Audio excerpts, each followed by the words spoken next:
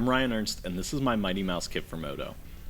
Mighty Mouse is a collection of over 36 custom menus, a ton of hotkeys, and UI updates, all designed to speed up workflows in Modo, utilizing a 12-button mouse. Specifically, a razor.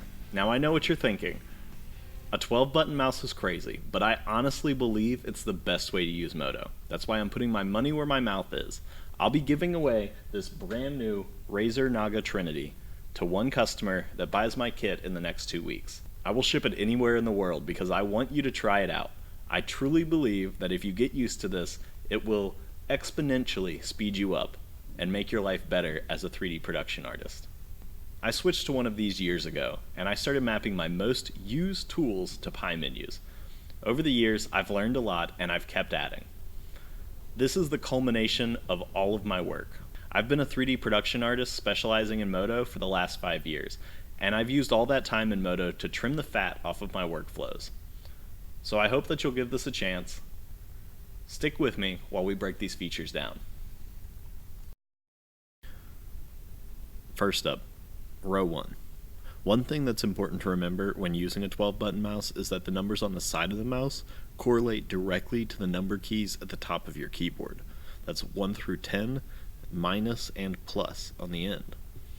That means that by default, 1 on your mouse is vertices, 2 is edges, 3 is polygons, 4 is materials, 5 is items, and 6 is pivots.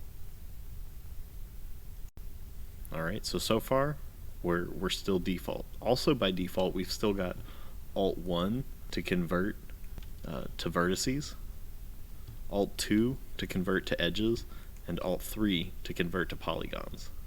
Alright, they haven't changed. These are still default.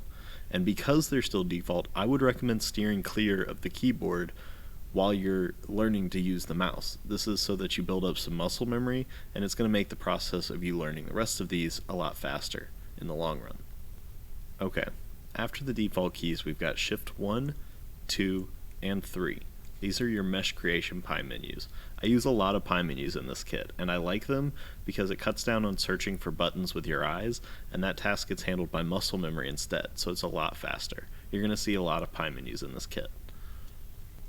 Alright, so Shift 1 will bring up the Add Geometry menu. It's got all your basic shapes. It's got your cube, cylinder, capsule, arc, cone, sphere, and then it's got 2 new options. And this is Copy to New Mesh plus Mesh Op and Cut to New Mesh plus Mesh Op. So let me show you how this works. Say I've got these selected here. I can hold Shift 1 and go up to Copy to New Mesh plus Mesh Op. It's going to make a new mesh for me. It's going to copy those polygons, and then it's going to open up the search bar. So if I wanted to drop in a thicken, I could do that. Or if I didn't want to do anything, I just click off. I just don't click the menu at all, and it ends it there. This is really, really useful. I use the cut one all the time, especially when I'm making shoes for New Balance, because I can just automatically drop a thicken onto it after I've cut it off my main mesh. It's perfect. So Shift 1, cut to new mesh, throw on a thicken, and you're all set. Alright, let's move on to Shift 2. Shift 2 is the Mesh Ops Primitives pie menu, which includes all the basic Mesh Op primitives, no more endless searching in that Mesh Op box. You want to drop in a cube? Boom, it's there. You want to drop in a cylinder? Boom, you're in there. Text, all of it. You can drop whatever you want in. It is the Mesh Op version of the Create menu. Alright, we've covered Shift 1 and we've covered Shift 2. Shift 3 is your duplication pie menu. It's got your stitch tool, your mirrors, scatter clone, arrays, replicators. So if you wanted to do an array on here, you go in, you keep holding Shift, and it's going to show you the rest of what's in there. So again, replicators, same thing. All you got to do is keep holding Shift, and it'll pull up the rest.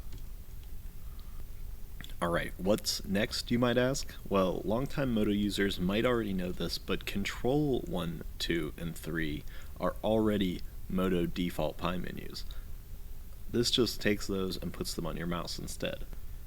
Control 1 is by default already a Modo pie menu. It's the GL toggles. This controls what's visible in your GL viewport, like lights, cameras, and locators. Alright, then we've got Control 2. This is Modo's default GL shader mode. So if you wanted to turn on wireframe, reflection, default, texture, shaded, whatever it is, this is already by default Control 2. I haven't changed this, so if you're used to using it, it's just on your mouse now. Control 3 is the Modo default GL viewport popover. So you can pull up, for instance, your shading, you can pull up your item list, VMaps, all sorts of stuff. I recommend looking through here because this is a powerhouse if you want to get faster at Modo.